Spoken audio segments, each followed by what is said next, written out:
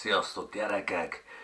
Vérfagyasztó cikk jelent meg a neten a femina.hu női magazinban, és az a címe, hogy az ördög csontjait találták meg egy oroszországi tóban. Azt hiszem persze óvatosságból egy kérdőjelet raktak a végére, hogy az ördög csontjait találták meg vajon? De ez már elég ahhoz, hogy a borzongás és a félelem húrjait pendítse meg a pedig ördög nincs is, illetőleg először is az ördög nem egy létező lény, tehát nem lehetnek csontjai, találtak ott valamiféle, mit tudom én, dinoszauruszt, vagy valami hatalmas nagy gyíknak, vagy nem tudom én minek a csontját. Ez az egyik.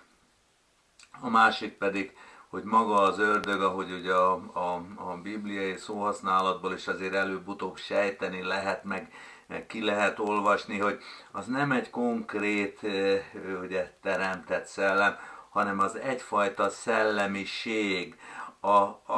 Azt a szellemiséget nevezzük ördögnek, sátánnak, sátáninak, amelyik ugye kivált az egységből, kivált a teremtésből, és ugye önálló életet kezdett élni a jó és a rossz fájáról való almaevés következtében, magyarán mondva, aki az ősbűnbe esett, és ilyen szempontból magunkra is gondolhatunk ördögiként, meg sátániként is.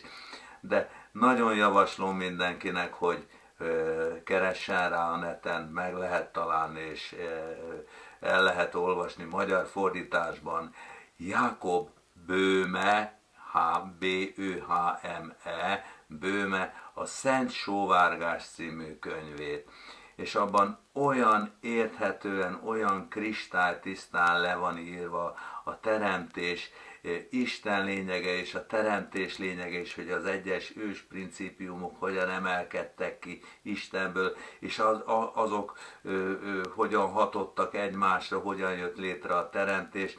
Tehát nem könnyű olvasmány, mert a nyelvezete az rengeteg idegen szót használ, jegyzeteket kell mellé, de akinek a józan esze ugye nem elég, hogy végig gondolja, hogy ha Isten minden ősoka, akkor ha lenne is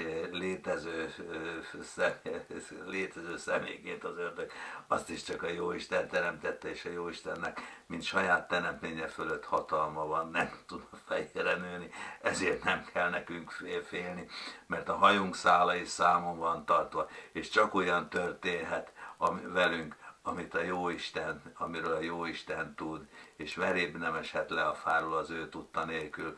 Tehát ne féljetek az ördögtől, gyerekek!